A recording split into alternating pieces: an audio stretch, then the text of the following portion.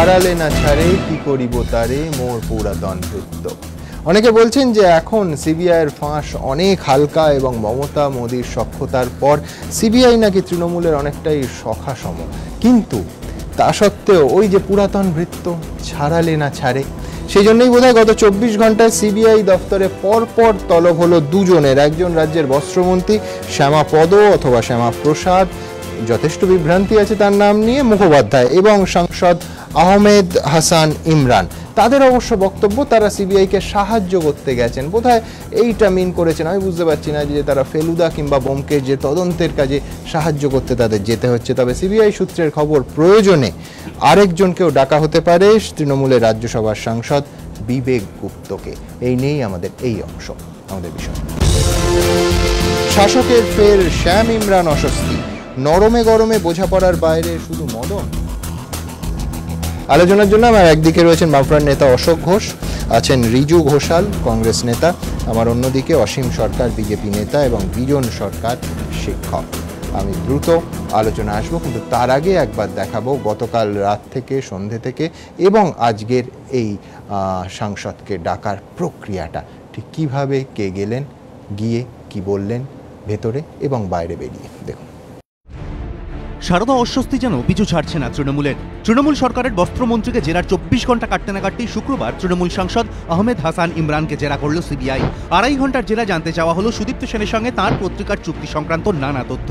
CBI সূত্রে খবর, notice পেয়ে নিজের একজন প্রতিনিধিকে সিজিএ কমপ্লেক্সে পাঠিয়েছিলেন তৃণমূল সাংসদ। যদিও সূত্রের দাবি, সিবিআই এর তরফে জানিয়ে দেওয়া হয় প্রতিনিধি নয়, সশরীরে হাজির হতে হবে তৃণমূল সাংসদকেই। এরপরই এদিন সিজিএ কমপ্লেক্সে যান ইমরান। কেন্দ্রীয় গোয়েন্দা সংস্থা সূত্রে দাবি, তার কাছে জানতে চাওয়া হয় পত্রিকা বিক্রি সংক্রান্ত চুক্তির বাইরে সুদীপ্ত সেনের থেকে কত টাকা নিয়েছেন তিনি, সেই টাকা কোথায়, কবে, কিভাবে খরচ করেছেন। পাশাপাশি বিক্রির পরও কলম পত্রিকাটি কেন সারদা কর্ণধারকে হস্তান্তর করা হয়নি সে বিষয়ে তৃণমূল সাংসদকে প্রশ্ন করেন কেন্দ্রীয় গোয়েন্দারা।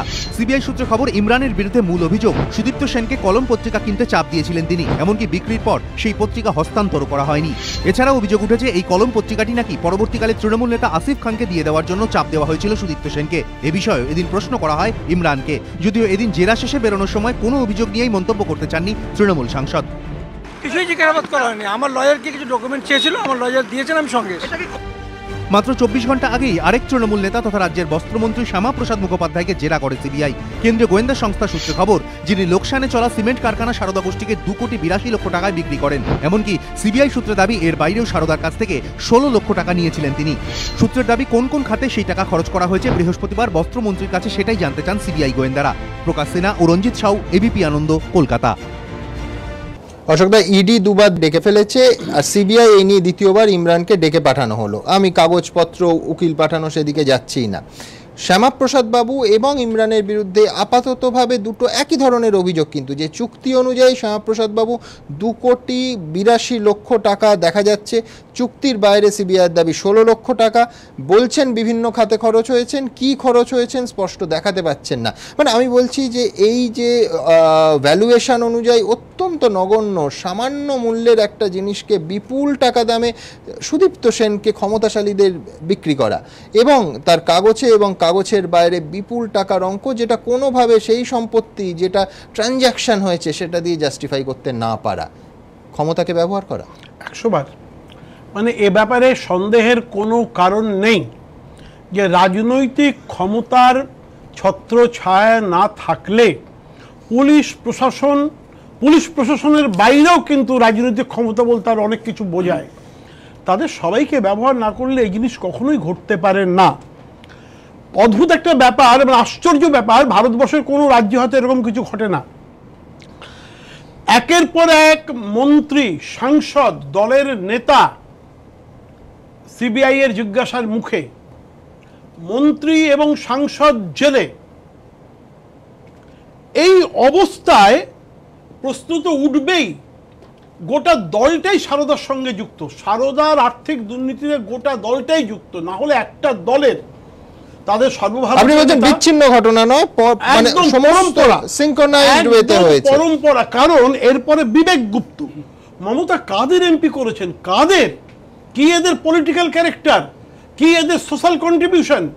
রাজ্যসভায় তারাই তো যায় যাদের একটা সামাজিক অবদান থাকবে, রাজনৈতিক অবদান থাকবে। এরা কারা, কোত্থেকে উঠে এসছে?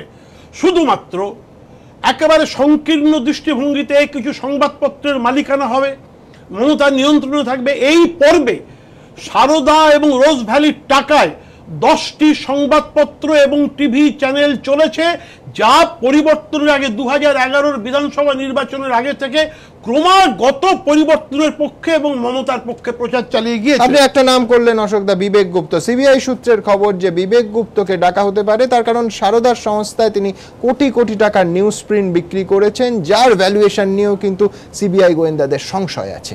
দেখুন, তৃণমূলের সারদা অস্বস্তি আরও বাড়িয়ে এবার কোটি কোটি টাকার এই সারদা কেলেঙ্কারির তদন্তে নাম জড়িয়ে গেল শাসক দলের রাজ্যসভার আরেক সাংসদ বিবেক গুপ্তর। সিবিআই সূত্রে খবর, প্রয়োজনে তাকে জেরার জন্য ডেকেও পাঠানো হতে পারে।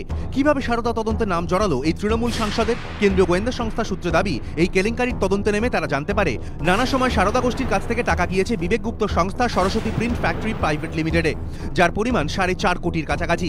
এই পরিস্থিতিতে সিবিআই গত মাসে তৃণমূল সাংসদের এই সংস্থাকে নোটিশ পাঠিয়ে জানতে চায় সুদীপ্ত সেনের সংস্থার সঙ্গে তাদের কি ধরনের চুক্তি হয়েছিল, কত টাকার চুক্তি হয়েছিল। পাশাপাশি জানতে চাওয়া হয় এখনো পর্যন্ত সারদার কাছ থেকে কত টাকা নিয়েছে তারা, তার মধ্যে কত টাকা চেক মারফত আর কত টাকা নগদে, কোন সময়ে কোন তারিখে কত টাকা নিয়েছে সে বিষয়ে বিস্তারিত তথ্যও চাওয়া হয় তৃণমূল সাংসদের সংস্থার কাছে। সূত্রের দাবি, বিবেক গুপ্তর সংস্থার দেওয়া নথি খতিয়ে দেখে সিবিআই জানতে পারে তারা সারদার সংবাদপত্রের জন্য নিউজ প্রিন্ট সরবরাহ করত। কিন্তু এরপরই সামনে আসে অন্য রহস্য। তৃণমূল সাংসদের সংস্থার এই বাণিজ্যিক লেনদেনের গভীরে যেতে গিয়ে কেন্দ্রীয় গোয়েন্দা সংস্থার হাতে উঠে আসে চাঞ্চল্যকর অভিযোগ। সিবিআই সূত্রে দাবি, অভিযোগ মেলে বিবেক গুপ্তর এই সংস্থা যে পরিমাণ নিউজ প্রিন্ট সরবরাহ করত, অনেক সময় তার থেকে বেশি টাকা নিত। অভিযোগ, 5000 পেপার দিয়ে 25,000 টাকা নিত। এখানেই শেষ নয়, সিবিআই এর দাবি এমন যদি কিছু হয়ে থাকে তাহলে সে বিষয়ে সুদীপ্ত সেনও জানতেন। এই পরিস্থিতিতে গোয়েন্দাদের মনে প্রশ্ন তৈরি হয়েছে, বাজারে এত সংস্থা থাকতে তৃণমূল সাংসদের সংস্থা থেকেই বা কেন নিউজ প্রিন্ট কিনতেন সুদীপ্ত সেন, যেখানে ব্যবসায়িক ক্ষেত্রে তারা একে অপরের প্রতিদ্বন্দ্বী, কারণ দুজনেরই হিন্দি সংবাদপত্র রয়েছে। তবে কি আপাত নিরীহ এই চুক্তির নেপথ্যে অন্য কোনো রহস্য রয়েছে? তবে কি তৃণমূল সাংসদের সংস্থা থেকে নিউজ প্রিন্ট কেনার জন্য কোনোভাবে সুদীপ্ত সেনকে বাধ্য করা হয়েছিল? বর্তমানে এই প্রশ্নগুলিরই জবাব খুঁজছে সিবিআই। পাশাপাশি খতিয়ে দেখা হচ্ছে এই চুক্তির বাইরেও সুদীপ্ত সেনের সঙ্গে বিবেক গুপ্তর অন্য কোনো লেনদেন হয়েছিল কিনা। প্রয়োজনে তৃণমূল সাংসদকে ডেকে জেরাও করা হতে পারে বলে সূত্রের খবর। এই প্রসঙ্গে বিবেক গুপ্তর সঙ্গে যোগাযোগের চেষ্টা করা হয়েছিল, কিন্তু তার কোনো প্রতিক্রিয়া পাওয়া যায়নি। প্রকাশ সিনহা, এবিপি আনন্দ, কলকাতা।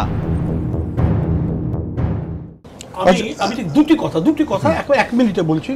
আমার প্রথম প্রশ্ন হচ্ছে যে কারা পশ্চিমবঙ্গের প্রতিনিধিত্ব করছেন, জনগণের প্রতিনিধিত্ব করছেন রাজ্যসভায়? একজন রাজ্যসভা সদস্য তো আমারই প্রতিনিধি, আমাদের সবার প্রতিনিধি। কারা কারা যারা প্রতিদিন সিবিআই জেলার মুখে পড়েন আর জেলা থাকেন? আমি মনে করি এই গোটা ঘটনার ভেতরে যদি আলোকপাত করতে হয়, মমতাকে সিবিআই এর জিজ্ঞাসাবাদ করতে হবে। মমতাকে বাদ দিয়ে আজকে যেখানে দাঁড়িয়ে আছে পরিস্থিতি, বা যেভাবে একের পর এক সাংসদ বিবেক গুপ্ত পর্যন্ত ডাকা হচ্ছে, সকলেই জালিয়াতিতে যুক্ত। এদের তথ্য অনুসন্ধান করতে গেলে যিনি দলনেত্রী, তার অনুমতির বাইরে, তার নলেজের বাইরে কিচ্ছু ঘটেনি। আমি অসীমদার কাছে অসীমদার মানবেন যে ক্ষমতা ব্যবহার না করে, চাপ না দিয়ে এবং রাজনৈতিক চাপ না দিয়ে এই 2 টাকার জিনিস 200 কোটি টাকাতে, মানে আমি তুলনাটা খুব অ্যাব্রাপ্ট দিলাম, এইভাবে হস্তান্তর সম্ভব নয়, কখনোই নয়। আমি একটা ছোট্ট উদাহরণ দিই, সুদীপ্ত সেন, গৌতম কুণ্ডু, এই দুটো নাম ব্যবহার করি, যদিও কয়েকশো নাম হয়তো উঠে আসবে। এই দুটো নাম, এরা সহজে টাকা রোজগার করার ব্যবসা খুলেছিলেন, এবং সেই ব্যবসাটা চালু করার জন্য বা ব্যবসাতে প্রমোট করার জন্য, প্রমোট করার শব্দটা ব্যবহার করি, তারা কিছু কিছু রাজনৈতিক নেতাকে, বিভিন্ন সময় বিভিন্ন দলের নেতাকে, আমরা এটা তো বামফ্রন্ট আমল থেকে দেখে আসছি, বিভিন্ন দলের নেতাকে নিয়ে গিয়ে প্রমোট করলেন। এবং এই প্রমোট করার পরে তারা যখন একটা বিশাল আকার ধারণ করলো, এটা তো পঞ্জি স্কিম, জাস্ট আপনার টাকা নিচ্ছে। এবং কিন্তু আমি বলছি যে রাজ্য বিজেপি বা আপনারা যখন এটা নিয়ে বলছেন, পাল্টা প্রশ্ন তো আসবে যে ললিত মোদী যখন 10 টাকা দামের দুষ্মন্ত সিংহের শেয়ারটা কেনেন এবং কেনেন 10 টাকা শেয়ার 96,180 টাকায়, এই একই ব্যাপার, একই ঘটনা। কি করে আলাদা করবেন? 10 টাকার শেয়ারটা কি করে আলাদা করবেন? 10 টাকার প্রমোটার শেয়ার, এটাকে বলা হয়, যতদূর জানি আমি, প্রমোটার শেয়ারটা 10 টাকা ইউনিট করা হয়, এবং সেইটা আমি আইসিআই এর ক্ষেত্রেই জানতাম 10 টাকার শেয়ারটা মরিশাসের একটা ভুয়ো অ্যাকাউন্ট থেকে ললিত মোদীর অ্যাকাউন্টে, তারপর দুষ্মন্ত সিংহের অ্যাকাউন্টে। অসীম বাবু, বিষয়টা অনৈতিক কিনা, মানে আমি বলছি বিষয়টা অনৈতিক কিনা, এইটা একটা কিছু পাইয়ে দেওয়া, মরিশাসের একটা কোম্পানিকে কিছু পাইয়ে দেওয়া। আমার এখানে আরেকটা প্রশ্ন আছে, আমি যদি এক্স্যাক্টলি আমি কোট আনকোট আমি অরুণ জেটলিকে বলছি, অরুণ জেটলি ইউএসএ গিয়ে বললেন যে merely a commercial transaction between two individuals. আজকে বিজন তো এটাই বলবে যে এটা অনেক কম অঙ্কের quote unquote merely a commercial transaction between two individuals, এই একই জিনিস হয়েছে। না, আপনার জানা উচিত ইনফোসিস তার শেয়ারকে 10 টাকার শেয়ারকে ভেঙে 1 টাকার শেয়ার করতে বাধ্য হয়েছিল এই একই কারণেতে। হ্যাঁ হ্যাঁ, আমার জানা উচিত নয়, কিন্তু আমি বলছি আপনারা যে বলবেন এ তো সমান এক্ষুনি 10 টাকা প্রমোটার এটাই নৈতিকতার প্রশ্ন, হ্যাঁ কি না। মরিশাসের ওই কোম্পানিটা রাজস্থানে এসে কি পরিমাণ সুবিধা পেল, জলের দামে জমি পেল, সেটা দেখার জন্য ইডি আছে, সেটা দেখার জন্য ইডি আছে, নিশ্চয়ই সেটা দেখার জন্য সেবি আছে। আলোচনা সেইটা নিয়ে করছি, রাজ্যের আর্থিক স্বার্থ যুক্ত, তার পুত্র দুষ্মন্তের আর্থিক স্বার্থ যুক্ত। ঠিক আছে ঠিক আছে ঠিক আছে, আমি শুধু রিজুর কাছে একটাই বলবো, সেটা হচ্ছে অরুণ জেটলি যখন কোনো মন্তব্য করেন এবং একদম পরিষ্কার বলে দেন দেশের অর্থমন্ত্রী merely a commercial transaction between two individuals, তারপরে ইডির আর কি করার থাকতে পারে? ইডির তো অরুণ জেটলির অধীনে।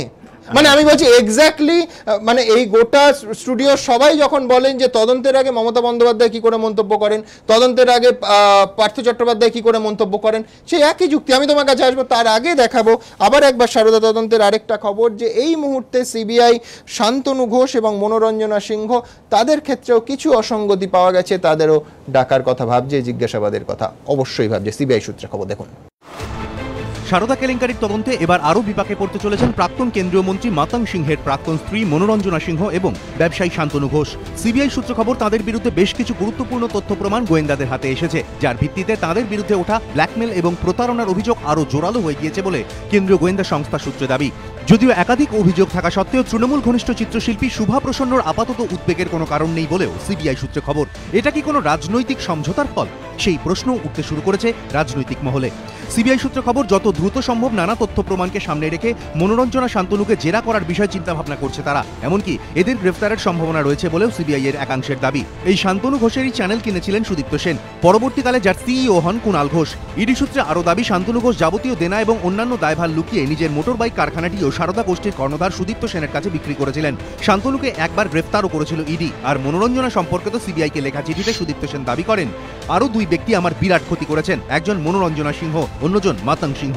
মাতং সিংহের প্রাক্তন স্ত্রী মনোরঞ্জনা সিংহ তার সংস্থা পজিটিভ গ্রুপ বিক্রি করতে চেয়ে আমার সঙ্গে যোগাযোগ করেন। ইতিমধ্যেই আমি 25 কোটি টাকা দিয়েছি মনোরঞ্জনা সিংহকে।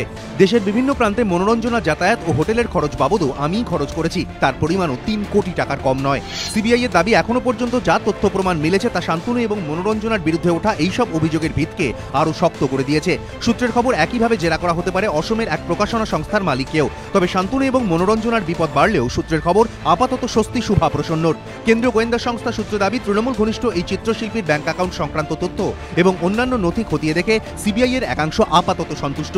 তারা মনে করছেন শুভা প্রসন্নকে এখনই আর জেরার প্রয়োজন নেই। এই পরিস্থিতিতে বিরোধীদের অনেকেই প্রশ্ন তুলছেন, তবে কি মোদি মমতা বোঝাপড়া হয়ে যাওয়ার জেরেই সিবিআই এর জাল থেকে বেরিয়ে গেলেন মমতা ঘনিষ্ঠ শুভা প্রসন্ন? প্রকাশ সিনহা, এবিপি আনন্দ, কলকাতা।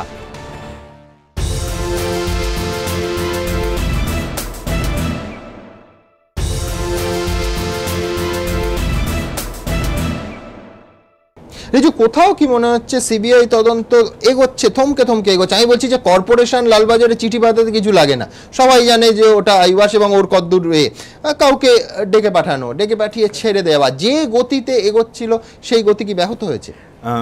এখানে পনজি স্কিমের কথা বলছে তো, মানে এটা আমি বলি পলিটিক্যাল হাওয়ালা। পলিটিক্যাল হাওয়ালাটা কি? আমি তোমায় রাজ্যসভায় সাপোর্ট করব, তুমি আমার সারদাটাকে স্লো করো। এটা তোমাদের কংগ্রেসের সময় আমি বলতে ইউপি এর সময়ও কিন্তু এই, মানে আমি বলছি একটু আবার সেটা নিয়ন্ত্রণে চলে এলো। আবার যখন আমি তো একবারও বলিনি কংগ্রেস দোষী নয়, আমি বলতে পারি কংগ্রেস সে দোষে দোষী, কিন্তু বিজেপি বা তৃণমূল কখনো বলে তো পার্টি উইথ আ ডিফারেন্স। তা আমি একবারও বলছি না যে কংগ্রেস ধোয়া তুলসী পাতা, কিন্তু বিজেপি যে সেই তুলসী পাতা শালগ্রাম শিলার উপরে দেওয়া যাবে সেটাও বলা যাবে না, সেটাও বলার কোনো স্কোপ নেই, এটা বলার কোনো স্কোপ নেই। আজকে এই যে তদন্তের গতি প্রকৃতি যে স্পিডে হচ্ছিল, হঠাৎ স্পিডটা ফল ডাউন করলো কেন? তার কারণ কি জিএসটিটা পাস করাতে পারছে না বলে পার্লামেন্টে? না, নাকি তার কারণগুলো প্লিজ স্যার, নাকি নেট নিউট্রালিটি নিয়ে কংগ্রেসের বক্তব্যের জন্য খানিকটা থমকে গেছে, নাকি জমি বিল নিয়ে খানিকটা থমকে গেছে? কারণটা কি? কারণটা হচ্ছে মানে you scratch my back I scratch yours, এই পলিসিতে ভারতবর্ষের রাজনীতি চলতে এই পলিসির বাইরে কি মদন মিত্র পড়ে গেল, মানে আউট অফ দ্য ডিল? আজকাল মদন মিত্রের কথা কেউ বলেন না। আচ্ছা, মমতা বন্দ্যোপাধ্যায় মদন মিত্রের জন্য যা যা করেছেন আমি দর্শকদের দেখাতে চাইব, প্রত্যেকটা কিন্তু কার্যত ব্যাকফায়ার করেছে। মদন মিত্রের ক্ষতি হয়েছে। আলিপুর কোর্টের সামনে তৃণমূল কর্মীরা দিনের পর দিন সেখানে কার্যত আইন শৃঙ্খলা নিজেদের হাতে তুলে নিয়েছিলেন। প্রত্যেকবার এখনো শুনানির সময় সিবিআই লয়ার সেই ঘটনা দেখিয়ে, সেই ঘটনা শুনিয়ে প্রমাণ করেন যে মদন মিত্র কতটা প্রভাবশালী। দ্বিতীয় কি করেছিলেন, মন্ত্রী করে রাখা। শেষ শুনানিতেও সিবিআইয়ের আইনজীবী পরিষ্কার ভাষায় বলেছেন যে বুঝতেই পাচ্ছেন এখনো মন্ত্রী, অতএব প্রভাবশালী, এবং জামিন খারিজ করুন। তৃতীয় কি করেছিলেন যে হসপিটাল, এক্স্যাক্টলি এসএসকেএম এর উডবান ওয়ার্ডে ভিভিআইপি কেবিনে ভিভিআইপি ট্রিটমেন্টের মধ্যে রাখা। তাতেও সিবিআই বারবার বলছেন তাদের সওয়ালে যে কতটা প্রভাবশালী এই ঘটনা থেকে বোঝা যায়। কিন্তু শেষ পর্যন্ত কি মদন মিত্রের পাশে দাঁড়াচ্ছে তৃণমূল কংগ্রেস? সংশয় রয়েছে। তার কারণ মদন মিত্রের ঘনিষ্ঠ মহলের খুব স্পষ্ট বক্তব্য যে টেলিফোনে কেউ খোঁজও নয় না। বিধায়ক, মন্ত্রী এবং দলীয় সতীর্থ হেভিওয়েটদের মধ্যে একমাত্র চন্দ্রিমা ভট্টাচার্য একবার গেছিলেন, বাকি কেউ জানো না। দেখুন,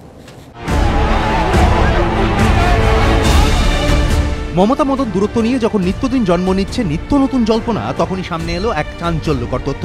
এবেলা পত্রিকায় প্রকাশিত এক প্রতিবেদন অনুযায়ী সম্প্রতি পরিবহন মন্ত্রীর এক ঘনিষ্ঠ পৌঁছেছিলেন মুকুল রায়ের এলগিন রোডের ভাড়া করা ফ্ল্যাটে। আবার মুকুল ঘনিষ্ঠ এক নেতা গভীর রাতে গিয়েছিলেন এসএসকেএম এর উডবান ব্লকে, যেখানে ভর্তি মদন মিত্র। এই পরিস্থিতিতে বিরোধীদের অনেকেই প্রশ্ন তুলছেন, তবে কি নিজাম প্যালেস আর এসএসকেএম এর মধ্যে দূরত্ব ঘুরতে চলেছে? তবে কি হাত মেলাতে চলেছেন মদন মিত্র আর মুকুল রায়? যদিও প্রতিবেদন অনুযায়ী এই সম্ভাবনা খারিজ করে দিয়েছেন মদন অনুগামীরা। তাদের বক্তব্য, পার্টি ছেড়ে কেন মেহবুব ব্যান্ড পার্টিতে যাবেন মদন মিত্র? এমনকি মদন মিত্রর অজান্তে তার কোনো ঘনিষ্ঠের মুকুল রায়ের কাছে যাওয়ার সম্ভাবনাও উড়িয়ে দিয়েছেন পরিবহন মন্ত্রীর অনুগামীরা। আর মুকুল রায়, তিনি কি আগ্রহী মদন মিত্রর সঙ্গে সেতু বন্ধনে? এবেলায় প্রকাশিত প্রতিবেদন অনুযায়ী মুকুল অনুগামীরা জানেন না তার সঙ্গে মদন মিত্র যোগাযোগ হয়েছিল কিনা, তবে তাদের মতে মদনের অবস্থানে আস্থা রাখা কঠিন। এবেলায় প্রকাশিত প্রতিবেদন অনুযায়ী মদন অনুগামীদের অনেকেই দাদার প্রতি নেত্রীর উদাসীনতা থেকে হতাশ। বিরোধীদের অনেকেই বলছেন এর যথেষ্ট কারণও আছে। কারণ একদিকে যখন সারদাকাণ্ডে গ্রেফতার হওয়ার পর একে একে জামিন পেয়ে যাচ্ছেন নেতা সাংসদরা, এমনকি অনেকে তো তদন্ত চলাকালীনই ছাড় পেয়ে যাচ্ছেন বলে সূত্রের দাবি। যেমনটা গুঞ্জন শোনা যাচ্ছে শিল্পী শুভা প্রসন্নকে ঘিরে, সেখানে 200রও বেশি দিন ধরে কারাবাসে দিন কাটাচ্ছেন রাজ্যের পরিবহন মন্ত্রী। শুধু তাই নয়, এখনো পর্যন্ত মদন মিত্রর গ্রেফতারির প্রতিবাদে যে পদক্ষেপ নিয়েছেন মমতা বন্দ্যোপাধ্যায় কিংবা তার দল, সবই মদন মিত্রর বিরুদ্ধে গিয়েছে বলে দাবি বিরোধীদের। জেলে যাওয়া সত্ত্বেও মন্ত্রী রেখে দেওয়া হয়েছে মদন মিত্রকে। গারদের পরিবর্তে এসএসকেএম এর বিলাসবহুল উডবান ব্লকে দিন কাটাচ্ছেন তিনি। দুটি বিষয়কেই মদন মিত্রর জামিনের বিরোধিতায় অস্ত্র হিসেবে ব্যবহার করছে সিবিআই। আদালতে পেশের সময় মদনকে ঘিরে আবেগ উচ্ছ্বাসের বন্যা বইয়ে দিয়েছেন তৃণমূল নেতাকর্মীরা, যার জেরে শেষমেশ ওই আদালত থেকে মদনের জামিনের শুনানি সরিয়ে নেওয়া হয়েছে। এই পরিস্থিতিতে বিরোধীদের অনেকেরই দাবি, সারদা নিয়ে দিল্লির সঙ্গে মমতার যে সমঝোতা হয়েছে, মদন যে তার বাইরেই থেকে গিয়েছেন, ক্রমেই তা স্পষ্ট হয়ে যাচ্ছে। আর হয়তো সেটা আন্দাজ করতে পেরেই ধৈর্যের বাঁধ একটু একটু করে ভেঙে পড়ছে মদনের, যার উদাহরণ সম্প্রতি সারদাকাণ্ডে আদালতে দাঁড়িয়ে মদনের আইনজীবীর কৌশলে মমতার নাম টেনে আনা এবিপি আনন্দ।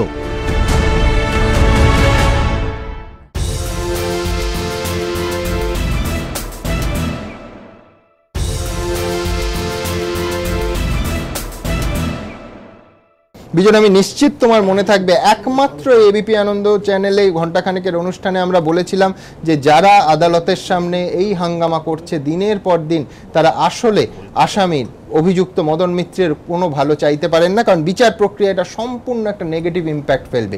এক্স্যাক্টলি তাই হচ্ছে প্রত্যেকটা ঘটনায়। অতি উৎসাহ নিয়ে মদন মিত্রের ভালো করতে গিয়ে তারই বিপদ ডেকে আনা হলো। আসলে তিনি হয়তো ছাড়া পেয়ে যেতেন, জামিন পেতেন, জামিনটা হলো না। এই যে কয়েকটি ঘটনা পর 2 দফায় 5 মাস হতে চললো, 200 দিন অতিক্রান্ত। এটা সাধারণত কারোর পক্ষে হওয়ার কথা ছিল না, অথচ মদন মিত্র শুধুমাত্র তার অতি উৎসাহ কিছু সমর্থক, কখনো কখনো বা যারা লয়ার কোর্টের মধ্যে, কখনো কখনো উডবান ওয়ার্ড, এই সব মিলিয়ে ভালো করতে গিয়ে কেউ কেউ খারাপ হয়ে পড়েন। মদন মিত্র তার উজ্জ্বল দৃষ্টান্ত আমার মনে হয়।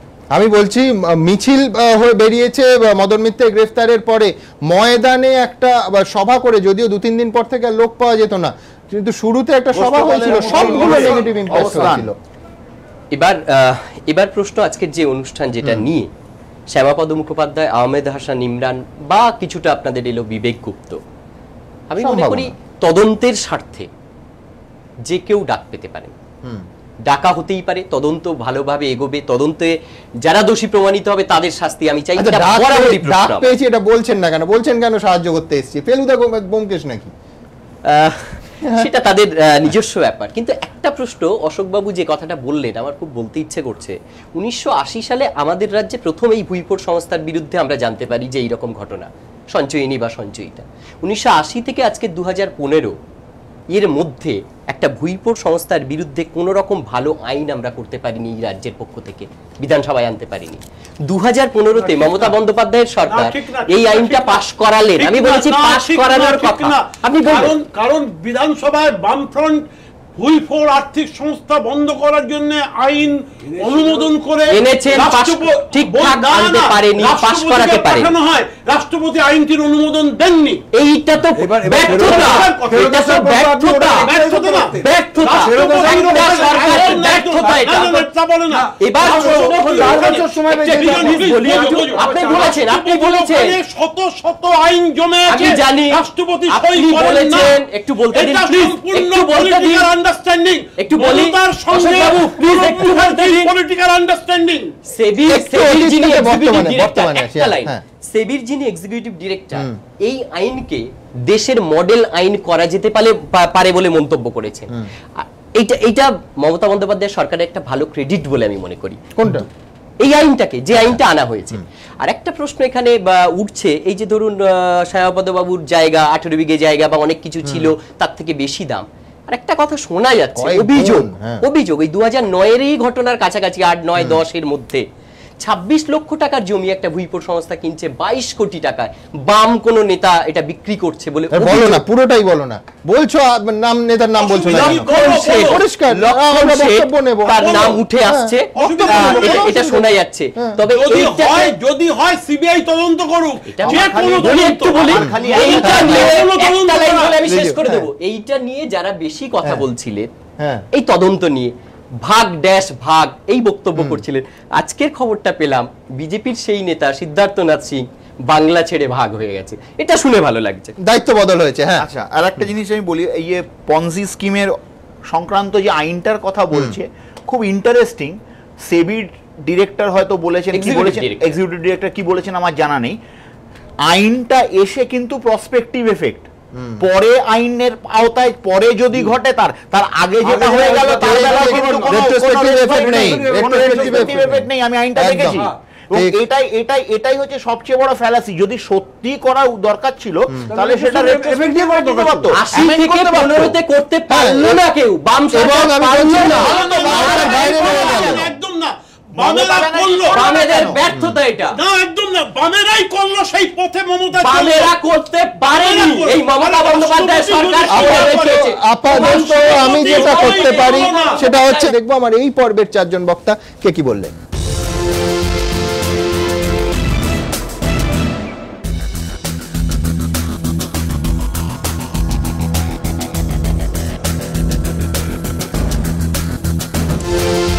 বেশ কয়েক দশক আগের একটা গল্প দিয়ে আমাদের এই পর্ব শুরু করব।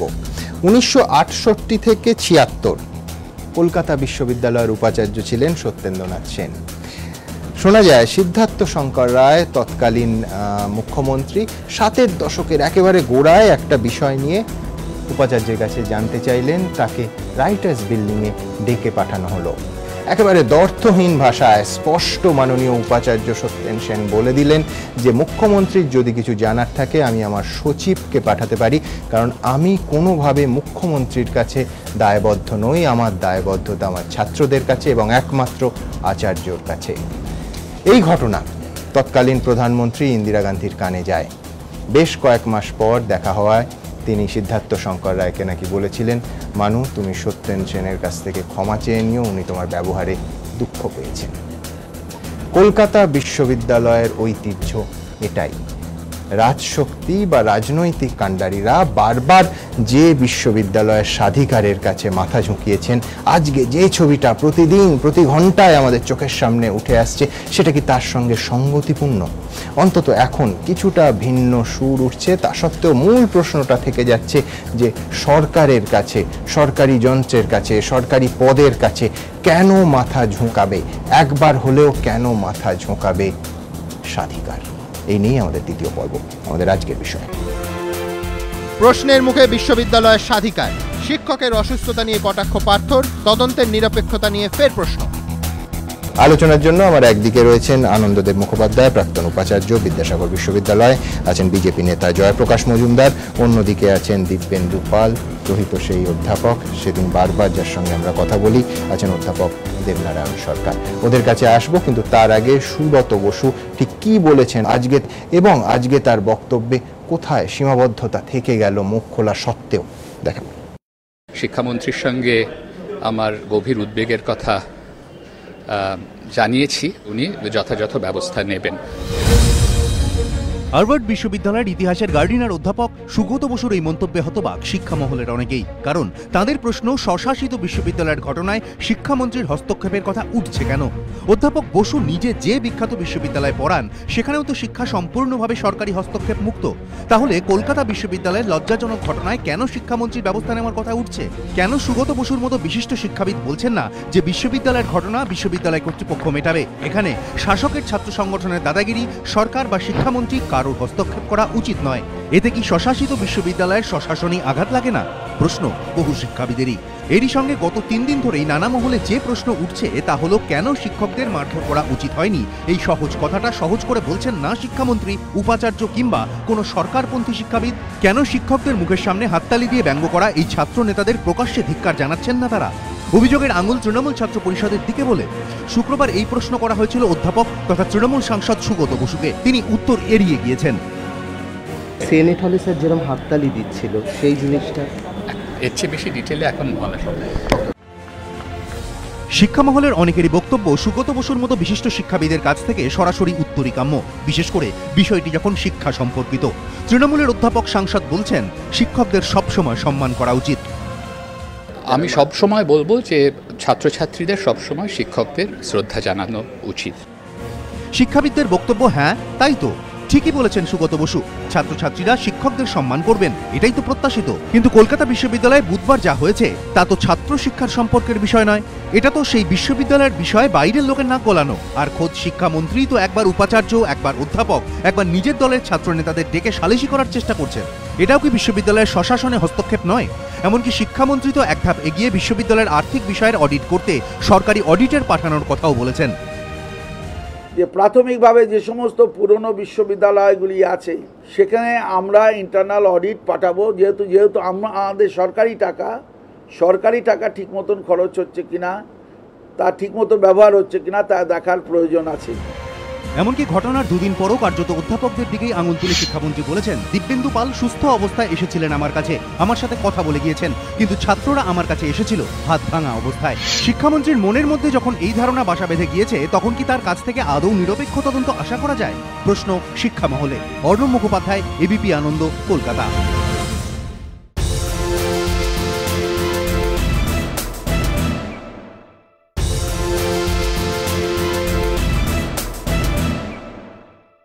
স্যার, প্রত্যেকটা বিষয়ে বিশ্ববিদ্যালয়ের যে স্বাধিকার, সেখানে হস্তক্ষেপ করা হচ্ছে প্রত্যেকটা অজুহাতে, প্রত্যেকটা পদক্ষেপে। এটা কখনোই কাম্য নয়। আর বিশেষ করে কলকাতা বিশ্ববিদ্যালয়ের ব্যাপারে আমি স্যার আশুতোষের উক্তির কথা স্মরণ করিয়ে দিতে চাই। স্যার আশুতোষকে শেষবারের সময় যখন তার উপাচার্য হওয়ার চিঠি পাঠানো হয়, তাতে ব্রিটিশ সরকারের যে চিঠি, যে আপনি আমাদের সরকারের সঙ্গে সহযোগিতা করেননি, সরকারের বহু ক্ষেত্রে বিরোধিতা করেছেন, আমরা এই যে অ্যাক্টের সংশোধনী এনেছিলাম এটাকেও আপনি বিরোধিতা করেছেন, অমুক অমুক লোকের সঙ্গে আপনি হাত মিলিয়েছেন। স্যার আশুতোষ যে চিঠিটা দিয়েছিলেন সেটা হচ্ছে, আমি আমার কাজ যেটা করার সব সময় করেছি এবং আমি এই কন্ডিশনাল অ্যাপয়েন্টমেন্টকে প্রত্যাখ্যান করছি। আপনাদের এই অফারকে আমি প্রত্যাখ্যান করছি। আজকেও শিক্ষামন্ত্রী বলছেন একেবারে স্পষ্ট ভাষায় যে সরকারি টাকা, কিছুদিন আগে ইনি বলেছিলেন সমস্ত খবরের কাগজে খবর হয়েছিল যে আমি মাইনে দিচ্ছি, মানে মনে করিয়ে দিচ্ছে সেই ব্রিটিশ সাম্রাজ্যবাদীদের মানসিকতা। ম্যাকাওলের স্টেটমেন্ট পার্লামেন্টে, ব্রিটিশ পার্লামেন্টে, যে আমি ভারতবর্ষের সব জায়গায় ঘুরে ইন্টারনাল অডিট হবে, সিএজি অডিট করবে, এই সময় কি বলছেন ম্যাকাওলে ব্রিটিশ পার্লামেন্টে, ভারতবর্ষের চারদিকে ঘুরে দেখেছে একটা তস্কর নেই, একটা লোক নেই যে চুরি করে বেড়াচ্ছে, বা একটা লোক নেই যে অসাধু, এবং এদের চরিত্রের দৃঢ়তা এমন আছে যে এদের যদি মেরুদণ্ড না ভেঙে দেওয়া যায় তাহলে কখনো আমরা এদের শাসন করতে পারবো না বলে কার্লাইল সার্কুলার পরে দেওয়া হলো সরকারিকরণ। তার বিরুদ্ধে আন্দোলন করে তৈরি হয়েছিল বঙ্গীয় জাতীয় শিক্ষা পরিষদ, তার শিক্ষা নীতি। এই যে আজকে পার্থ চট্টোপাধ্যায় সব ব্যাপারে বলছেন আমি টাকা দিয়ে 100 বার নাক গলাবো, আমি ইন্টারনাল অডিট করব, এটা হচ্ছে তার একেবারে শৈশব সুলভ, শিক্ষা সম্বন্ধে কোনো জ্ঞান না থাকলে যে শিক্ষামন্ত্রী থাকে তার আচরণ এবং দলতন্ত্রকে প্রতিষ্ঠা করার জন্যে এক নগ্ন নিদর্শন। এটা কখনো বিশ্ববিদ্যালয়ের স্বাধিকারকে রক্ষা করতে পারে না, বিশ্ববিদ্যালয়ের স্বাধিকারকে শেষ করে বিশ্ববিদ্যালয়ের যে অগ্রগতি সেটাকে ধ্বংস করে দেবে। জয়প্রকাশ দা, আমার আরেকটা বক্তব্য আছে। আপনি 3টে সাংবাদিক সম্মেলন শিক্ষামন্ত্রী লক্ষ্য করুন, প্রত্যেকটা ক্ষেত্রে বারবার বলছেন দুপক্ষ, এই অধ্যাপকেরা যারা এদের মানলো তারা দুপক্ষ। আমি বলছি যে একই মঞ্চে এনে ফেলছেন, এদের সঙ্গে দেখা করছেন, তার পাশাপাশি সৌরভ অধিকারীর সঙ্গে দেখা করছেন, অশোক রুদ্রর সঙ্গে দেখা করছেন। সৌরভ অধিকারী নয় ছাত্র সংসদের প্রতিনিধি হিসেবে গেছেন, অশোক রুদ্রর সঙ্গে তিনি দেখা করছেন বিকাশ ভবনে বসে। মানে আমি বলছি এরপরে আবার কিসের তদন্ত, কিসের নৈতিকতা? দেখুন, এই বর্তমান শাসক দলের কাছে সত্যি দুটো পক্ষ। সারা বাংলায় হচ্ছে তৃণমূল, আর সমস্ত অন্য জনগণ হচ্ছে অন্য পক্ষ, বিরোধীরা সবাই অন্য পক্ষ। এদের দুটো পক্ষ, তৃণমূল করলে 7 খুন মাপ, আর অন্যরা হলে গলা কেটে সাফ। এই হচ্ছে এদের থিওরি। সুতরাং এটা আশ্চর্য হওয়ার কিছু নয়। সুমন, তুমি শুরু করেছিলে সত্যেন সেনকে দিয়ে কথা বলে। আজকে যদি সত্যেন সেন থাকতো তাহলে কি হতো? এই ঘটনা হলে খুব সহজ কথা, কম্পালসারি ওয়েটিং বলে একটা জিনিস আছে। মুখ্যমন্ত্রীর সব দপ্তরে অর্ধেক লোক কম্পালসারি ওয়েটিং এ আছে। বিখ্যাত ডাক্তার 4 বছর ধরে রোগী দেখতে পান না, কম্পালসারি ওয়েটিং। মুখ্যমন্ত্রী কিছু হলেই বলেন আমার পছন্দ হলো না, সেই এলিস ইন ওয়ান্ডারল্যান্ডের মতন of your head, compulsory waiting, একটা মানে ডিক্টেটোরিয়াল অ্যাটিটিউড। এটা তো তৃণমূলে আছে। কিন্তু আমার কথা আরেকটা জায়গায়, কলকাতা বিশ্ববিদ্যালয়ের ভাইস চ্যান্সেলর কে? আমি অবাক হয়ে যাচ্ছিলাম। সুরঞ্জন বাবু আছেন। 3-4 দিন ধরে দেখলাম হঠাৎ তারা মেরুদণ্ডটা খুঁজে পাচ্ছেন না। আজকে দেখলাম অর্ধেক একটুখানি পেয়েছেন, একটুখানি বলেছেন। আজকে আমার কালকে মনে হচ্ছিল সুরঞ্জন দাস একাডেমিশিয়ান, আর চিনু হাজরা, আপনারা জানেন কিনা নাম জানি না, আমি জিজ্ঞেস করছি, আমার শোনা কথা আমি জানি না। চিনু হাজরা গত 30 বছর ধরে, পার্থবাবু ও চিনুদা বলে, চিনু হাজরা এখনো ছাত্র পরিষদ করেন, টিএমসিপি ছাত্র পরিষদ করেন, এবং চিনু হাজরা সুরঞ্জন বাবুকে নাকি সুরো বলে ডাকেন, এবং তিনি ওখানে এমন কিছু করেন। তিনি এখনো হচ্ছে যাদব এই কলকাতা বিশ্ববিদ্যালয়ের কে ভাইস চ্যান্সেলর? আমার এইটা প্রশ্ন, আর এই প্রশ্নটা আমি রাখছি আপনাদের মাধ্যমে সুরঞ্জন দাসের কাছে, যে আপনার সামনে দুটো রাস্তা আছে সুরঞ্জন বাবু। এক রাস্তা হচ্ছে আজকে থেকে সঠিক পথে গিয়ে দেরি হলেও বাঙালিকে দেখিয়ে দিন যে আপনার নাম বাঙালি চিরকাল মনে রাখবে, যে একজন প্রতিবাদী চরিত্র, এই পার্থবাবুদের মতন মানে মধ্যমেধা বা নিম্ন মেধার যারা সন্ধান করে চালাবার চেষ্টা করছেন সেখানে নন। আর একটা রাস্তা আছে ওনার সামনে, যে ওনার নাম আর চিনু হাজরার নাম বাঙালি পরে চিরকাল একসঙ্গে বলবে। সুতরাং সুরঞ্জন বাবু আপনি আজকে সুরঞ্জন বাবুর কথা জয়প্রকাশ বাবু বলছেন, আমি সুরঞ্জন বাবু আজকে কি বলেছেন সরাসরি আপনাদের সামনে রাখবো। পাশাপাশি আবার এই প্রশ্ন করব, যেহেতু চিনু হাজরার কথা হলো, আমাদের সংবাদ মাধ্যমে ক্যামেরার সামনে চিনু হাজরা সেই দিন বিকেলে সন্ধ্যেতে কি করছিলেন কলকাতা বিশ্ববিদ্যালয় ক্যাম্পাসে? সত্যি তো তিনি ছাত্র সংসদের সঙ্গে যুক্ত নন, ছাত্র হওয়ার তার বয়স আছে বলেও অন্তত ফুটেজে দেখে মনে হচ্ছে না। কি করছিলেন তিনি? 150 বছরেরও প্রাচীন কলকাতা বিশ্ববিদ্যালয়ে অধ্যাপকরা আক্রান্ত হওয়ার পর উপাচার্য বলছেন তিনি শিক্ষামন্ত্রীকে সব জানিয়েছেন। মাননীয় আচার্য কলকাতায় ছিলেন না, শুনেছি গতকাল এসছেন। মাননীয় আচার্যের সঙ্গে আমি অফিসে ফোন করেছিলাম, শুনে ফোন করে জানলাম উনি নেই, সেই জন্য তাকে রিপোর্ট দেওয়া যায়নি। মাননীয় শিক্ষামন্ত্রী আমাকে ফোন করে ওনার সঙ্গে দেখা করতে বলেন এবং একটা রিপোর্ট দিতে বলেন। মাননীয় উচ্চশিক্ষামন্ত্রী বলছেন সেখানে কি না দিয়ে পাই। কিন্তু শিক্ষা মহলে প্রশ্ন হলো, উপাচার্য তো শিক্ষামন্ত্রীকে রিপোর্ট করতে বাধ্য নন, তিনি তো আচার্যকে রিপোর্ট করবেন। কেন শিক্ষামন্ত্রীকে সেই সোজা বিষয়টা সপাটে বলে দিলেন না সুরঞ্জন দাস? যাওয়া উচিত নয়, তার অপেক্ষা করা উচিত রাজ্যপালের জন্য, অথবা তিনি না গিয়ে তার প্রতিনিধি মারফত বিবেক কুমারের মাধ্যমে, অর্থাৎ যিনি আমাদের শিক্ষা সচিব, তার মাধ্যমে তার জবাব পাঠাতে পারছেন। প্রেসিডেন্সি বিশ্ববিদ্যালয়ে ভাঙচুরের সময় তৎকালীন উপাচার্য মালবিকা সরকার তো শিক্ষামন্ত্রীকে গিয়ে কোনো রিপোর্ট দেননি, তিনি থানায় অভিযোগ করেছিলেন। কেন কলকাতা বিশ্ববিদ্যালয়ের উপাচার্য এখনো তা করলেন না? কেন বিবদমান শব্দটির চয়নে ভুল হয়েছে বলে স্বীকার করলেও অধ্যাপকদের ওপর হামলাকারীদের বিরুদ্ধে পুলিশে অভিযোগ জানালেন না? শিক্ষা মহলে উঠছে প্রশ্ন। বিবাদমান কথার চয়নটা ভুল হয়েছে, কখনোই আমি অধ্যাপকদের বিবাদমান বলে গোষ্ঠী বলে আমি মনে করি না। প্রেসিডেন্সি বিশ্ববিদ্যালয়ে ভাঙচুরের সময় রাজ্যপাল শহরে না থাকায় তাঁর সচিবকে ফোন করে সব জানিয়েছিলেন উপাচার্য। কেন এবার সেই পথে হাঁটলেন না সুরঞ্জন দাস? প্রশ্ন অনেকেরই। আর যে শিক্ষামন্ত্রীর ওপর আস্থা রেখে কলকাতা বিশ্ববিদ্যালয়ের উপাচার্য বলছেন তিনি আশা করেন ব্যবস্থা নেওয়া হবে, সেই শিক্ষামন্ত্রী তো আবার ব্যবস্থা নেওয়ার বিষয়টা তাঁর কোর্টে ঠেলে দিচ্ছেন। আশা করব এই রিপোর্টের ভিত্তিতে আইন অনুযায়ী ব্যবস্থা নেওয়া হবে, তা নাহলে আমার পক্ষে উপাচার্যগিরি করাটা অসম্ভব হয়ে যাচ্ছে। আমরা দুটো স্মারকলিপি দেখেছি এবং বলেছি, এবং যথাযথ ব্যবস্থা গ্রহণের জন্য উপাচার্যকে আমরা অনুরোধ জানিয়েছি। পদে পদে প্রশ্ন, পদে পদে অসঙ্গতি। অনেকেই বলছেন সমস্যা মেটা তো দূর, আরও বাড়ছে। কৃষ্ণেন্দু অধিকারী, এবিপি আনন্দ, কলকাতা।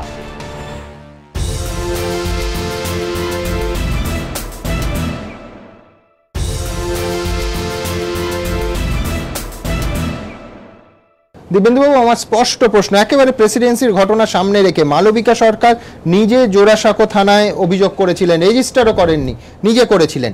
রিপোর্ট দিতে কোনো সরকারি মন্ত্রীর কাছে, কোনো সরকারের কাছে, কোনো নবান্নের কাছে ছুটে যাননি। ব্রাত্য বসু প্রেসিডেন্সির ছাত্র, ব্রাত্য বসু গেছিলেন, ক্যাম্পাসে গিয়ে নিজে দেখিয়েছিলেন, কোনো 24 ঘন্টার মধ্যে মালবিকা সরকার রিপোর্ট দেননি। এবং রিপোর্ট দিয়েছিলেন একজনকেই, তিনি হচ্ছেন বিশ্ববিদ্যালয়ের আচার্য, তিনি স্বয়ং রাজ্যপাল। একই রকমভাবে আজ সুরঞ্জন দাস যে যুক্তিটা দিচ্ছেন যে এই মুহূর্তে রাজ্যপাল ছিলেন না, আচার্য ছিলেন না, মালবিকা দেবীর সময়ও প্রেসিডেন্সিতে যখন হামলা হয়েছিল তিনি ছিলেন না, শটান গিয়ে সেক্রেটারির সামনে গিয়ে গোটা রিপোর্ট দিয়ে চলে এসেছিলেন। আমি বলছি যে একটা বড় তফাৎ হয়ে যাচ্ছে না? মানে প্রত্যেকটা অংশে দেখুন সরকার ঢুকছে এবং স্বাধিকার ব্যাক বেঞ্চে চলে যাচ্ছে। সেটা তো ঘটনাই, এবং এর জন্যই তো আমাদের টানা যে কর্মসূচি স্বাধিকারের প্রশ্নে। এবং আমি একটা ছোট্ট একটা কথা আগে বলে নিই, এটার সঙ্গে আমি ব্যক্তি হিসেবে যুক্ত বলে, একটু পরে বলবেন তো, আমরাও তো গিয়েছিলাম আজকে শিক্ষা, বলতাম তার আগেই বলে নিই, একটা খুব প্রাসঙ্গিক কোথাও একটা কথা উঠেছে। আমি আজকে ওই প্রতিনিধি দলের শিক্ষামন্ত্রীর কাছে গিয়েছিলাম এবং মাননীয় মন্ত্রী আমাকে সুস্থ দেখেছেন, এবং সেই সুস্থ দেখেই যদুসম্ভব তুলনাও বোধহয় করেছেন মাননীয় মন্ত্রী। আমি গোটাটা এখনো শুনিনি, কিন্তু কোট আনকোট যে শিক্ষক দিব্যেন্দুকে দেখলাম সুস্থ, ছাত্রদেরকে কিন্তু সুস্থ দেখলাম না। তো আমার বিনীত নিবেদন, মাননীয় মন্ত্রীকে আমার মৃতদেহটা দেখলে খুশি হতেন না? আমরা স্বাধিকারের মৃতদেহ দেখতে পাইনি, চাই না বলেই আজকে আমরা টানা কিন্তু কর্মসূচিগুলো নিয়ে যাচ্ছি। এবং প্রশ্ন আমাদের আজকে আমি বলছি শিক্ষামন্ত্রী যদি এটা বলে থাকেন অত্যন্ত দুর্ভাগ্যজনক, মানে ওনার সৌভাগ্যজনক বিষয় যে আপনি সুস্থভাবে দাঁড়িয়ে কথা বলছেন। সবকটা আউটসাইডার যায় নাকি? এটা ছাত্র ছিল, আগে ছাত্র বলছেন, এখন আমি বলছি এর রাজনীতি করে। এই যে এরপর কি তদন্ত হবে জয়প্রকাশ বাবু, কি তদন্তটা হবে নিয়ে তারা দাপিয়ে বেড়াচ্ছেন। তো আমরা স্বাধিকারটার জন্যই লড়ছি। এখন প্রশ্ন উঠেছে যে মন্ত্রীর দ্বারস্থ কেন হচ্ছি। আমি বলি সুমন বাবু, আমরাও দস্তুরটাই, যা দস্তুর চলছে আমরা সেইখান থেকেই আমরাও চেয়েছি যদি সত্যি শিক্ষামন্ত্রীর কাছে গেলে হয়, অ্যাপারেন্টলি এটা কন্ট্রাডিক্টরি অবস্থা। শিক্ষামন্ত্রীর কাছে গেলে হয় সেটা হচ্ছে আইন শৃঙ্খলার পাটে, তাহলে তো গ্রেফতার হওয়ার কথা যারা আপনাদের উপর হামলা চালালো তাদের। এফআইআর তো হয়নি, উপাচার্য একটা এফআইআর করেননি, যেটা মালবিকা সরকার করেছিলেন।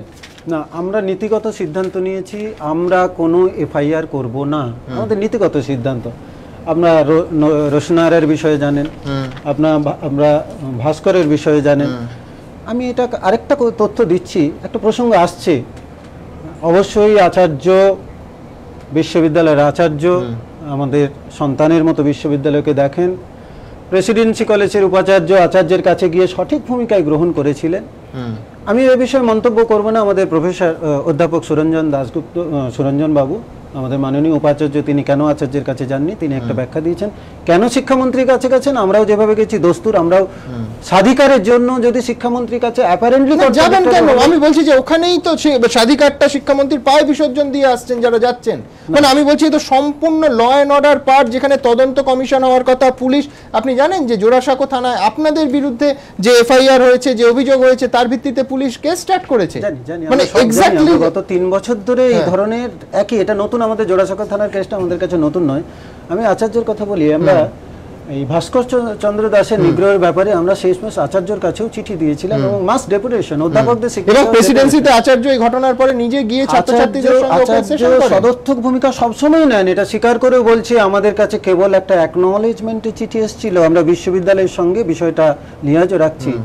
এবং শেষ পরিণতি জানেন, সিন্ডিকেটের মাননীয় যে সদস্য চেয়ারম্যান, নিগ্রহের তদন্তের যে চেয়ারম্যানের দায়িত্ব নিয়েছিলেন, 6 মাস তিনি কোনো কাজ না করে সিম্পল রিজাইন করে আমাদের ইগনোর করে চলে গিয়েছিলেন। এবারে যদি বলেন যে কেন, তবে এত সত্ত্বেও শিক্ষামন্ত্রীর কাছে গেলাম, এই প্রথম আমরা গেলাম, এত ঘটনার মধ্যে এই প্রথম গেলাম।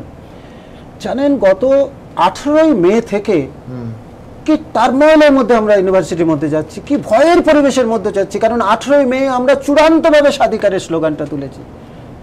আপনারা ছবিতে দেখেছেন, ওই হলের ছবি সব নয়, প্রতিদিন বারান্দায়, প্রতিদিন ক্যাম্পাসে, এখানে আমরা বিবরণ দিতে পারবো না। গত সোমবার থেকে আমাদের কাছে নানানভাবে প্রপোজাল আসে শিক্ষামন্ত্রীর কাছে যাওয়ার। সোমবার আসে, আমরা যখন 25শে জুন রাত্রে যখন আবার ওই অবস্থান চালাই, উপাচার্যের সঙ্গে আলোচনা করি, 26 ঘন্টা অবস্থান চালাই, আমরা যখন অনশন করি 7 ঘন্টা আশুতোষ মুখার্জির জন্মদিনে, তখনও সোমবার, মঙ্গলবার, আমি বলছি আমাদের কাছে নানান উপাচার্য মহাশয় আমাদের বলেন, নানান জন থেকে নানানভাবে আমাদের বলে যে শিক্ষামন্ত্রীর কাছে আসুন। আমরা কিন্তু সমস্তটাই স্বাধিকারের প্রশ্ন, আমরা কিন্তু যে আমাদের যৌথ মঞ্চ আছে, আমরা প্রতিদিন আলোচনা করে ঠিক করেছি না আমাদের যাব না। আমরা এখনো বিশ্বাস করি বিশ্ববিদ্যালয়ের মধ্যেই সমস্যাটা সমাধান হবে, আমরা বারবার বলেছি। আপনার কিরম লাগলো দিব্যেন্দু বাবু যখন দেখলেন আপনাদের সঙ্গে আলোচনা হচ্ছে, আবার একই সঙ্গে, একই মঞ্চে, একই টেবিলে কিছুক্ষণ আগে পরে সৌরভ অধিকারী আর অশোক রুদ্রের সঙ্গে আলোচনা হয়েছে? দুটি পক্ষ, আপনি মনে করেন যে দুটি পক্ষের মধ্যে বিবাদ হয়েছে? আজকে সুরঞ্জন বাবু বলছেন তার শব্দচয়ন ভুল হয়েছে, তার অবস্থান থেকে সম্পূর্ণ সরে গেছেন, ক্লারিফাই করেছেন নিজের বক্তব্য। না, আমরা একই জায়গায় হয়ে গেল তো, আপনাদেরও সময় দিলেন, অশোক রুদ্রকেও সময় দিলেন, তফাৎ কি রইল? এখনো বলছি আমাদের সালিশি সভা, মাননীয় উপাচার্য আজকে যা বলেছেন, গতকালও আমরা বলেছিলাম যে না, বিবদমান পক্ষ দুটি ছিল না, তিনি স্বীকার করেছেন। এবং আমার আহতটাকে আমি খুব তুচ্ছ মনে করছি। আমি সেদিনও বারবার বলেছি যে 150 বছরের উপরে এই বিশ্ববিদ্যালয়ের চরম লজ্জার উপাচার্য এবং সহ উপাচার্য শিক্ষা, তারাও কিন্তু ধাক্কাধাক্কি খেয়েছেন। ফাইন, আমি দেবনারায়ণ বাবুর কাছে আসবো। যে আপনি বলছেন স্বাধিকারের কথায় একটা মনে করিয়ে দিই, যাদবপুর বিশ্ববিদ্যালয়ের ক্ষেত্রে উপাচার্যকে সরানোর জন্য মমতা বন্দ্যোপাধ্যায় সিঁড়িতে দাঁড়িয়ে যাদবপুর বিশ্ববিদ্যালয় আমি সরিয়ে দিচ্ছি, আমার মমতা বন্দ্যোপাধ্যায় কে উপাচার্যকে সরানোর? জয়প্রকাশ, আপনার মনে থাকবে আমরা অনুষ্ঠানে বলেছেন, আর পার্থবাবুরা একাধিকবার বলেছিলাম এই জিনিস করা যায় না, এখতিয়ারও জানেন না। সবথেকে সব মানুষের জানা উচিত মমতা বন্দ্যোপাধ্যায়ের কোনো এখতিয়ার ছিল না যাদবপুর বিশ্ববিদ্যালয়ের উপাচার্য। না, সেই কথার জন্য আমরা অনুষ্ঠান করেছিলাম, এটা করা সম্ভব নাকি? নিজে বলেছেন আমি সাম্রাজ্ঞী। আমি দেবনারায়ণ বাবুর কাছে আসবো। দেবনারায়ণ বাবু, সালিশি সভা হচ্ছে, সবাইকে ডাকছেন এবং যারা অভিযুক্ত তাদেরও ডাকছেন এবং আলোচনা হচ্ছে, এর মানে কি? হতেই পারে। আমার বক্তব্য আমি বলি। কালকে সেদিন যে মার খেয়েছে ছাত্র ইলিয়াস আক্তার, মণিশঙ্কর মনে, এরা ছাত্র, এবং তারা অভিযোগ করেছে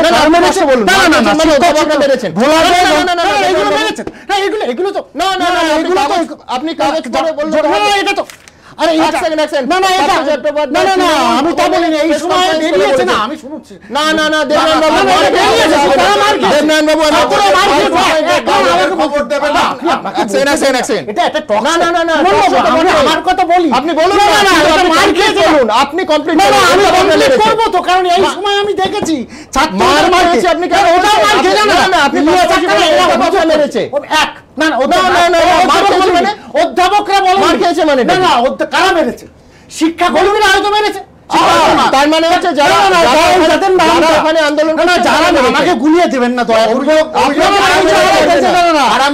কারা মেরেছে ভোলাস দে, রণজয় মুখোপাধ্যায়, গোপীনাথ মুখোপাধ্যায় নামে এরা এদের নামে অভিযোগ করেছে এক না না না এটা তো হয়েছে যে না হয়নি না না হয়নি না এটা হয়নি তাহলে প্লিজ প্লিজ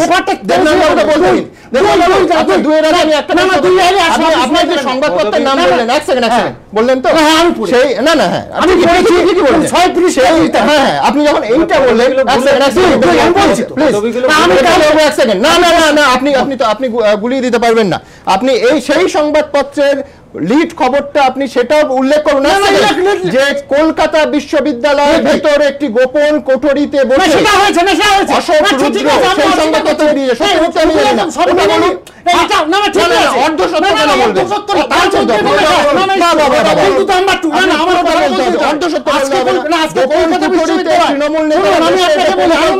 আনন্দবাজার 14/8/85 আপনি একটা বাক্য বলবো না, ছাত্রদের হাতে এসএফআইদের হাতে কে মার খায়নি, অ্যাসিস্ট্যান্ট রেজিস্ট্রার বলুন না এসএফআই 14 তো খারাপ 1885 কে মার খান নেই এবং আমি সার্টিফাই করছি না, কিন্তু আজকে যারা বলছেন এই তো দেখলাম যে ইয়ে বিমান বসু পরিষ্কার পার্থবাবু ডিজাইন করুক বলছেন ডিজাইন তো করা নিশ্চয়, কিন্তু পার্থবাবু দুটো কথা বলেছেন আজকে, কি বলেছেন তিনটে বক্তব্য আজকে বলেছেন, একটা জিজিয়া কর চলছে দেখুন না জিজিয়া কর চলছে হাজার হাজার লোক পাচ্ছে না, আমার মতো ঘটনা দুর্ভাগ্যজনক, শিক্ষা প্রতিষ্ঠানে নৈরাজ্য বরদাস্ত হবে না, মুখ্যমন্ত্রী এটা সমর্থন করে না, তিনটে বক্তব্য বলেছে। আমার বক্তব্য হচ্ছে এটা কি বামফ্রন্ট কখনো বলেছিল? বহু বহু খারাপ, বহু শিক্ষককে অত্যন্ত আমি পরশুদিনকে কিন্তু কন্ডম করেছিলাম, আমি শিক্ষক, আমি একজন শিক্ষক, একদম আমি পরশুদিনকে বলেছিলাম ছোট্ট প্রশ্ন আমার কাছে, আপনি এটা ছোট্ট আপনি কথাটা বলতে চাচ্ছেন এখানে একজন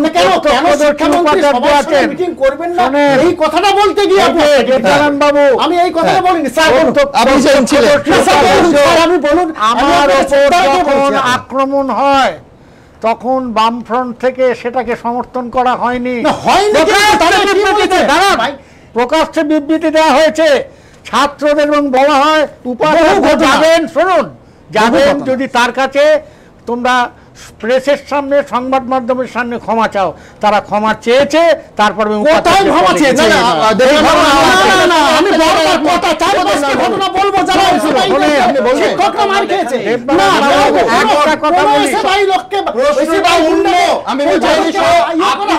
এই সরকার তবুও চেষ্টা করেছে, সব পারি চেষ্টা করছে, কিছুটা পজিটিভ কথা আমার প্রশ্ন শুনে একটা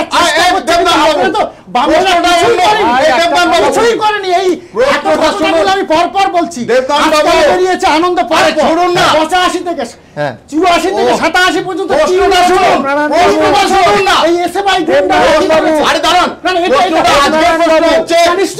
আপনি তো প্রেসিডেন্সিতে পড়াশোনা, আপনি শিক্ষক হিসেবে প্রেসিডেন্সি ইউনিভার্সিটি বা কলকাতা ইউনিভার্সিটির স্বাধিকার যেটা আছে সেইটা সরকার নিয়ে নিলে আপনি খুশি না প্রতিবাদ করবেন?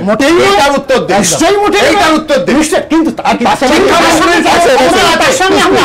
একটা কথা আমি বলি আমি কখনই না শিক্ষক দিবেন্দ্র বাবুকে মারা মানে আমাকেও মারা, ঠিক নিশ্চয়ই এটা আনতে পারে, আমি সেদিন কিন্তু কিন্তু আমি না আমার সুমন বাবু আজকে পার্থবাবু এটা কোনো কথা হলো ঠিকই ঠিক, আমি আপনার সঙ্গে নিশ্চয়ই কোন শিক্ষকের গায়ে কেন হাত দেবে? একটা কথা বলি, ওনাকে হাত দেবে, একটা কথা বলি, এক মিনিট, আমাকে দেখে কি এখন মনে হয়েছে আমি মার খেয়েছি? তাতে কি ওটা না নিশ্চয়ই না ওটা বিফোর কনক্লুশন একটা কথা বলবো, আমার মৃতদেহ দেখলে যে জেনুইন বিহেভিয়ার একটা জিনিস, একটা শিক্ষক সত্য কথা বলছেন, এটা দেবনারায়ণ বাবু ক্যামেরা আছে, ওটা বিশ্বাসে ওটা আমি কেন তর্ক করব? আমি ধরে নেব আপনি বাবা আপনি যে মেয়েটা আপনি তো ছাত্রদের কথা যে কাগজ থেকে বললেন সেই কাগজে আমি নাম করতে হয়েছেন, সেই কাগজে আছে যে গোপন কক্ষে বসে তৃণমূল নেতারা পরিকল্পনা করে সেটা তো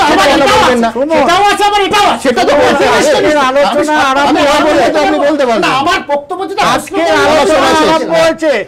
আজকের আলোচনা আরম্ভ হয়েছে বিশ্ববিদ্যালয়ের স্বাধিকার নিয়ে। যে শিক্ষামন্ত্রী নিজে বলেন আমি মাইনে দিয়ে 100 বার যাবো, যে শিক্ষামন্ত্রী আজকে বসে বলছেন কি খরচা হচ্ছে আমি ইন্টারনাল অডিট করব, এটা বলবেন না স্যার, আপনি বলবেন না, আমি সমর্থন করি। শিক্ষামন্ত্রী বিশ্ববিদ্যালয়ের স্বাধিকারের প্রশ্ন দিয়ে এই আলোচনা শেষ হোক, এবং আমি আবার একবার মনে করে দেব, বারবার রাষ্ট্রশক্তি যেখানে এই স্বাধিকারের কাছে মাথা ঝুঁকিয়েছে, সেখানে অন্তত স্বাধিকারে কোনো আক্রমণ যদি আসে, আমার মনে হয় অধ্যাপক সমাজ শুধু কেন, সমাজের প্রত্যেক অংশ থেকে সরব প্রতিবাদ হওয়া উচিত। আপনাদের সপ্তাহান্ত ভালো কাটুক, আমাদের সময় শেষ, আবার আপনাদের সঙ্গে দেখা হবে আগামী সপ্তাহে। ভালো থাকবেন, শুভরাত্রি।